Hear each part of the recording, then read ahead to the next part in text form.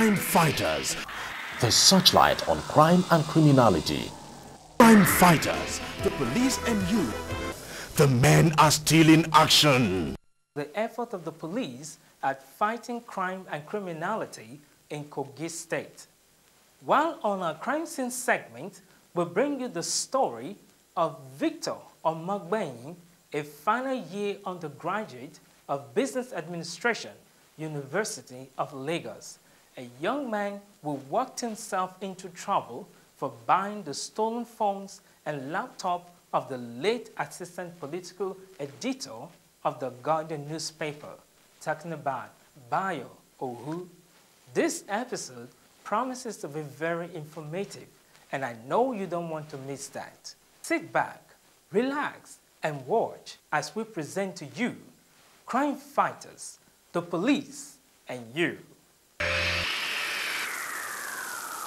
Hello there. You're welcome to another exciting edition of our interview segment. Francis Owaro is my name, and today we will be speaking with the Commissioner of Police, Kogi State, in the person of Mr. Abdullahi Magaji. Welcome to the program, sir. Thank you very much, my friend. So, before this appointment, you manning the State Command here in Kogi State, we want to know what were your previous designations. You see, I've been in the Nigerian police for the past 20-something years. And I started my career as a cadet inspector, posted to Sokoto. From Sokoto, I was seconded to Mopu 7, where I worked with Iduma and Gololo. From there, we moved to Goza. From Goza, I was sent back to Kaduna. Briefly, I now seconded to the PMF 1 as a 2IC, where I now moved to Lagos as a squadron commander, Mopu 20, whereby I came back again to Kaduna and commanded Mopu 1 for 10 years. I was a squadron commander there. And then when I demobbed, I was sent to Kano briefly, and CID there, as 2IC CID. Then I was CSP. From there, I now moved to Warri as the first chairman Federal Task Force on Petroleum. That time, vandalization was so high, and we were able to bring out and brought the situation under control. From there, I was now promoted to Assistant Commissioner of Police, then sent to Anambra State that time, where Bakassi were disturbing a lot of the populace there. We were able to bring out a modality where we brought out the situation under control. Then I was sent to Taraba. That time there was a crisis in Taraba as a AC Ops. And from there I was sent to Railway. From Railway I was sent to Mina as AC Metro. And then from there I was sent down to become the DC command here. By the grace of God today, I'm still acting the Commissioner of Police. Wow, actually it's been a long while you fighting crime in these different places that you just talked about. I was brought up operationally, right from my career. And the Nigerian police today, if you look at it operationally, we're 100% all over the world rated. And this is why sometimes I always advise my officers and men that they should be operationally sound. Police work today is not just sit down in the office. You have to fight the crime, because the crime will not meet you in your office. It is outside. So you have to get a lot of experience to fight crime. Then, sir, crime has been a phenomenon and this has also posed a very great challenge to the Nigerian police force. And do you see the Nigerian police force fighting crime to a standstill? Well, you see, if you take the statistic for the past few years back, you see the modality of our Inspector General of Police, especially this present one, where he goes right to the grassroots. I will give you an example because, you see, I work with example. When we have crisis here, I will call him. He will be directing the operation from there. And you see, this is what we need. Operation officers like the DIG operation, we operated with him some few years back, and I know his capability. So we are lucky to have officers in the helm of affairs fighting crime with their experience. And this is why sometimes you look at the statistic of crime drastically is dropping. Because I will tell you, nobody travel with money now. Nobody travel and carry a bag of money that is going to buy something. So the highway the highway robbery is drastically coming down.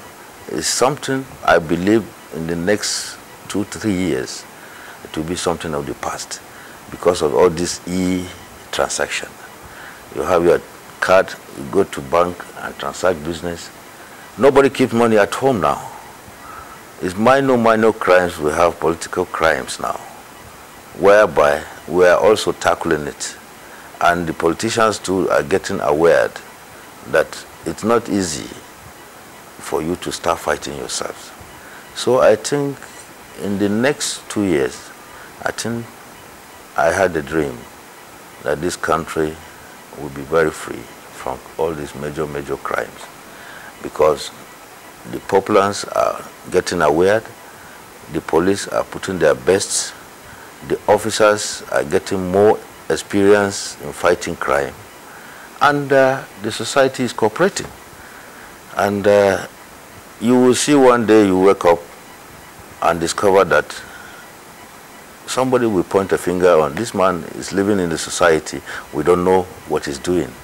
So it's coming up, but I am assuring you there's no country that is free from crime. So you have 1 or 2, maybe in a month you have 2 or 3. The country will come to that stage, inshallah. In other states of the Federation, like take for example the Southeast, you know, kidnapping is associated with that area. I mean, it's common over there. In Kogi State particularly, what is that peculiar crime that is common to this place? Well, you see, in criminology, a lot of crime is associated to a certain environment. Like in the eastern side, even if you talk of kidnapping, robbery, and all these things, it's all over. But in a peculiar situation, especially Kogi, we receive both, because most of the crime we receive here is a hangover from other states, because we are bordering with about 9 to 10 states. So everybody wants to pass here after committing crime in his own area. And I'm proud to tell you that my men here and the help of the Inspector General of Police, we are able to tackle the situation because we have mapped out a system that is not easy to penetrate here when you want to commit crime. We can easily dictate you because we have a network that monitor everybody. And we associated ourselves with the community. And you see the vigilante group, sometimes in every environment, we have what we call public relation with such community. And easily, they can point a finger on everybody passing through their own environment and say, look, this man is doubtful. Can you get him? And we'll go quickly and get him. So I believe Kogi State, mostly, the crime we are having here, most of the time, is this communal crisis in Ibra land. And they too, they are coming down to realize that there's no need of fighting themselves because they are all of the same father, the same mother. And some differences have been resolved by His Excellency, the Governor of Kogi State. They have identified the problem and they have resolved the issue. So that's why you see now everywhere, everybody is saying, oh, we are sorry for what happened last time. Please forgive me. You see people forgiving themselves and they are now coming to embrace peace. And I am assuring you today, if you go to Okene, you won't even think that these are the people who have been fighting for decades. And they have all resolved their issue and everything is now coming to standstill. And they are happy to live together again. And I wish them good guidance and good luck. Then, sir, you talked about this recent crisis in Obehira area. And this is one crisis that have reoccurred too frequently. You mentioned that the governor is doing something to stop that completely. This recent one that happened, how were you able to curtail the crisis? Yes, I think I faced them up head. Because you see, when you have a crime being committed in a particular area, and you observe that these people are yet to bend down and respect the law, you will now face them. And that's how I did. And in fact, in the history of Nigeria today, in the history of all the fighting in Ibra land, this is the first time they surrender. Because I didn't kill anybody, but they attacked me. But what I did is they always take advantage of the mountainous area. So this time around, I followed them to the mountain and I cordoned the mountain and I left them there. I think when hunger blowed them, because you see, that is another system of fighting your enemies in the battlefield. You cordon them and no going out, no going in, no supply of food, nothing whatsoever. So their ammunition got finished, their food got finished, and they are there and I'm there. If they decided to stay there for 1 year, I will be there for 1 year. Let me see. So I'm telling you, my brother, one by one they started coming down with their placard. We have surrendered. Why? Because you see, you can fight with hunger, you can fight with weapon. But this time around, I think I showed them that we police, Nigerian police, were civilized. You don't go to the town and start destroying people's property. Good. But you, if you decide to go down to the mountain and start firing, we allow you to start firing till when your ammunition got finished. And it got finished, actually. And by the time it got finished, and there's nothing you can do. Nobody goes there to give you food.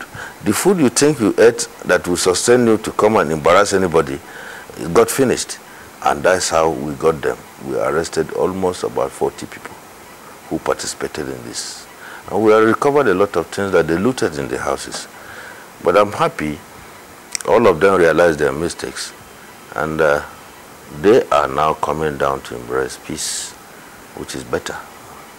And the calm the situation, the better. And the situation now is so calm that you can't even realize that there was a fighting which was going on. The impression a lot of people are having is that most of their crisis has to do with masquerade. This one will sing the masquerade to another person, abusing the other personality, and he will not take it kindly. So that's why the state government has banned them completely. And we are proud that we implemented it completely. And whoever try it in this state, he will have himself blamed. All letters have been sent to all the prominent people who are encouraging this type of unholy exercise. Because you can't be a Muslim and start worshipping something. You can't be a Christian and say, this is outdated culture. You can do it for pleasure, which is okay. Like other places, like even in the eastern side, they have their own masquerade. They don't disturb people. They don't fight. So I think the state government has banned it completely, and we are proud to tell you that we have implemented it and we won, both in radio and in letters and everything, that anybody who come out with any masquerade again in this part of the state he will actually be dealt with. I assure you. Crime Fighters, the searchlight on crime and criminality.